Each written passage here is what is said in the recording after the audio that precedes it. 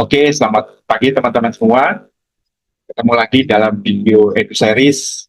Kali ini saya akan membahas mengenai bagaimana sih sebenarnya apakah bisa produk asuransi jiwa dijual sebagai salah satu solusi di dalam perencanaan dana pensiun, gitu ya. Tentu saja ini karena berkaitan dengan maraknya produk-produk endowment dari beberapa perusahaan asuransi jiwa yang memberikan manfaat bisa dibayarkan tidak sekaligus atau lapsam, tetapi dibayarkannya setiap tahun atau kita biasa bilang dengan anuitas. Nah, kenapa produk asuransi jiwa ini patut menjadi solusi buat para nasabah? Yuk kita simak video berikut ini.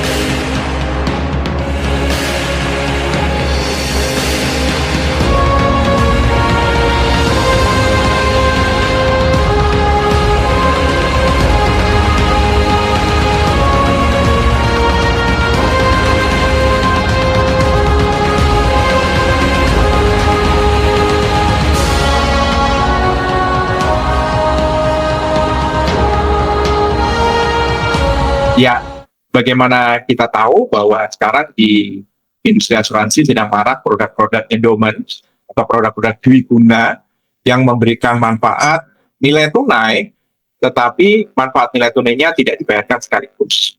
Manfaat nilai tunainya diberikan secara bertahap dalam beberapa tahun sesuai dengan ketentuan polis.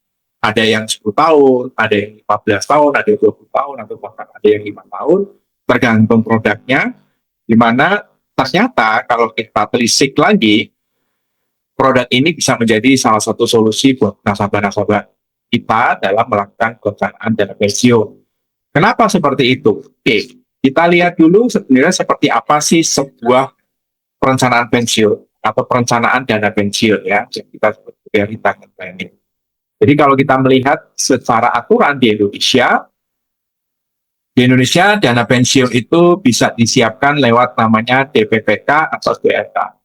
DPPK sendiri adalah dana pensiun pemberi kerja. Jadi kalau teman-teman mungkin tahu ada Yayasan Dana Pensiun Telkom, Yayasan Dana Pensiun Pertamina, itu adalah salah satu contoh bentuk DPPK. Ya, di mana perusahaan itu membentuk satu unit yang tugasnya adalah mengelola dana pensiun karyawan-karyawan tersebut. Itu DPPK. Lalu di dalam Undang-Undang Nomor 11 Tahun 92 tentang dana pensiun dan PP 76 Tahun 92 serta PP Nomor 77 Tahun 92 juga dibentuk satu instrumen untuk perencanaan dana pensiun yang disebut sebagai DPLK. Jadi DPLK itu adalah dana pensiun lembaga keuangan. Jadi lembaga-lembaga keuangan yang memang bisa mengelola uang dana pensiun dari karyawan-karyawan.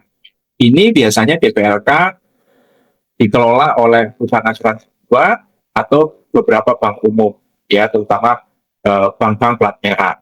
Jadi teman-teman kalau mau menyiapkan pensiun bisa lewat DPPK, kalau perusahaannya tidak punya DPPK, tidak punya unit untuk mengelola pensiunnya, bisa secara mandiri perusahaan tersebut melalui DPLK.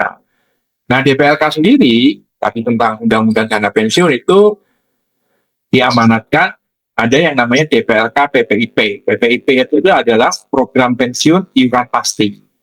Ya, jadi di dalam program pensiun iuran pasti ini ada kontribusi dari peserta, ada kontribusi dari pemberi kerja. Biasanya secara persentase, kemudian dananya diakumulasi di DPLK yang ada di asuransi, perusahaan asuransi jiwa maupun bank umum, untuk nanti diberikan manfaatnya pada saat si karyawan pensiun.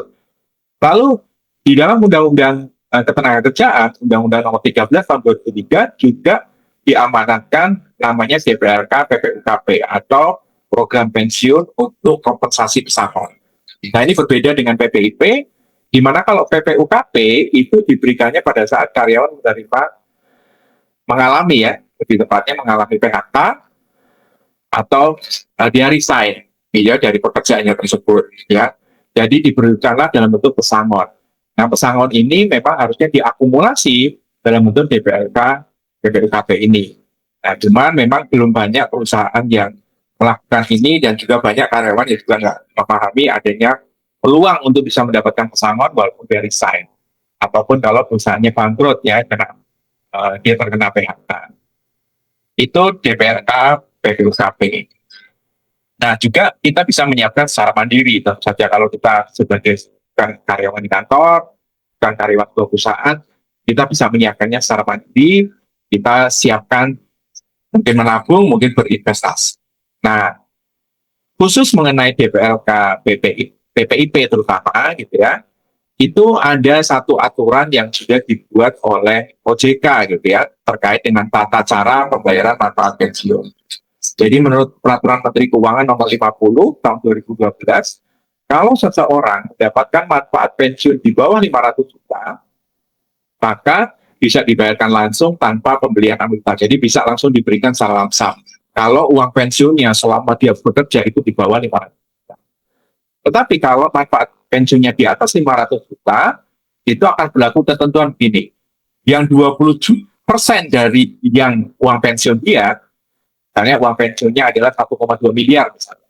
20% dari 1,2 miliar itu akan langsung dibayarkan tunai. Jadi 20% dari 1,2 miliar sudah 240 juta itu dibayarkan secara tunai.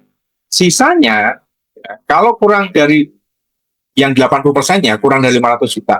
Tapi kalau dalam kasus yang tadi 1,2 miliar uang pensiunnya 240 juta atau 20% tadi dibayarkan tunai, 80%-nya itu harus dibelikan anuitas di perusahaan asuransi jiwa dan manfaatnya akan diterima setiap bulan oleh peserta atau ahli warisnya. Itu kira-kira. Jadi ini juga termuat di dalam panduan hidup sejahtera saat pensiun yang diterbitkan oleh OJK, Peraturan Menteri Keuangan ini. Nah, mungkin di antara kita bertanya-tanya, sebenarnya produk anuitas itu apa sih gitu ya? Bagaimana sih cara kerjanya? Jadi produk anuitas adalah produk keuangan yang menawarkan aliran pendapatan terjamin dan biasanya dibeli oleh para calon pensiunan.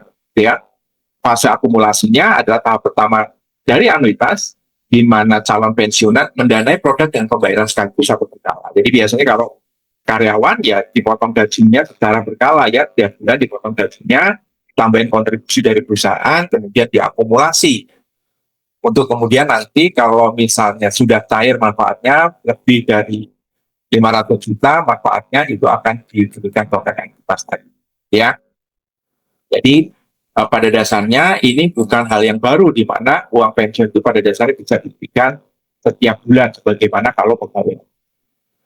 Tetapi mungkin di antara teman-teman belum tahu bahwa pada dasarnya uang pensiun yang sudah kita kumpulkan bertahun-tahun itu akan dikenakan pajak ya. Nah, ini yang menarik adalah kemarin sempat ada satu gugatan uji materi Undang-Undang PPH yang dilakukan oleh 2 orang karyawan yang sebentar lagi memasuki masa pensiun. Jadi 2 orang karyawan ini minta kepada MK ya, minta kepada MK Mahkamah Konstitusi untuk melakukan uji materi terhadap Undang-Undang PPH. Di mana di dalam Undang-Undang PPH pasal 4 itu disebutkan bahwa salah satu objek pajak penghasilan adalah uang dari pensiun. Nah, sedangkan mereka beranggapan bahwa saya kan sudah bekerja keras bertahun-tahun, kemudian gaji saya juga sudah dipotong pajak, namun kenapa uang pensiun saya juga dikenakan pajak, ya? Tapi karena dianggap kurang jelas gugatannya, ya, maka MK secara resmi tanggal 30 Oktober 2025 menolak gugatan uji materi tersebut. Sehingga kesimpulannya adalah uang pensiun kita akan tetap dikenakan pajak penghasilan. Pertanyaannya, berapa sih pajak penghasilan yang dikenakan terhadap uang pensiun kita? Ini teman-teman. Jadi apabila itu manfaat didapat dari DPLK PPIP tadi, program pensiun Euro pasti, itu PPh-nya kalau misalnya jumlahnya uang pensiunnya itu antara 0 sampai 50 juta itu 0%. Tapi di atasnya itu akan kena flat 5%. Jadi berapapun uang pensiun kita, pokoknya atas ya, selama di atas 50 juta akan kena pajak penghasilan 5%. Nah, bagaimana halnya dengan PPUKP? Agak berbeda. Ya, agak berbeda dengan pajak penghasilan dari PPIP. PPUKP mengenakan pajak penghasilan maksimal sampai 25%. Jadi kalau di atas 500 juta, itu pajak penghasilannya 25%. Ini yang membuat tadi ada 2 karyawan itu yang keberatan. Saya udah kerja berat, gaji saya sudah dipotong pajak, tapi kenapa manfaat pensiun saya, manfaat pesangon saya nanti akan kenakan pajak hingga 20%. Nah, jadi disinilah teman-teman agen asuransi datang sebenarnya membawa solusi. Ya, solusinya adalah dengan produk yang selama ini teman-teman jual dan ini sedang marak di market, di mana ada produk asuransi dwiguna atau endowment dengan manfaat anuitas. Jadi misalnya kita bayar preminya 5 tahun, 10 tahun, atau 15 tahun, kemudian duit itu diakumulasi, pada satu titik tertentu, uang itu akan dibayarkan kembali kepada nasabah secara bertahap setiap tahun. Itu yang disebut sebagai produk endowment dengan manfaat anuitas. Ya, saya melihat beberapa teman di industri asuransi punya produk ini. Ya, nah kenapa ini menjadi solusi buat nasabah kita? Produk asuransi endowment atau diguna dengan manfaat anuitas itu. Karena kita tahu bahwa di dalam Undang-Undang BPH pasal 4 ayat 3E, Undang-Undang terbaru ya, Undang-Undang Cipta Kerja, itu disebutkan yang berkaitan dengan pajak penghasilan, pembayaran dari perusahaan asuransi karena kecelakaan, sakit, dan karena meninggal orang takut, dan pembayaran dari beasiswa itu bukan merupakan objek pajak penghasilan. Kemudian ini juga diperkuat dengan pasal 7 Peraturan Menteri Keuangan nomor 168 tahun 2023 yang mulai berlaku tanggal 1 Januari 2024. Di sini disebutkan bahwa penghasilan yang dapat dari perusahaan asuransi ya, meninggalnya, kesehatan, gitu ya, jiwa, dan asuransi dwiguna itu bukan objek pajak penghasilan. Jadi ini sebenarnya kabar gembira buat nasabah-nasabah kita yang menjadi karyawan yang berpotensi nanti uang pensiunnya akan dipotong pajak, bisa juga memilih alternatif gitu ya, menciptakan, meng-create, mengakumulasi dana pensiun melalui produk-produk endowment dengan manfaat anuitas yang telah ini. Itu yang saya sampaikan di video ini. Semoga ini membawa pencerahan baru baik buat teman-teman para pelaku di industri asuransi maupun untuk para nasabah. Terima kasih. Sampai ketemu di lain video. Jangan lupa like, share, dan subscribe.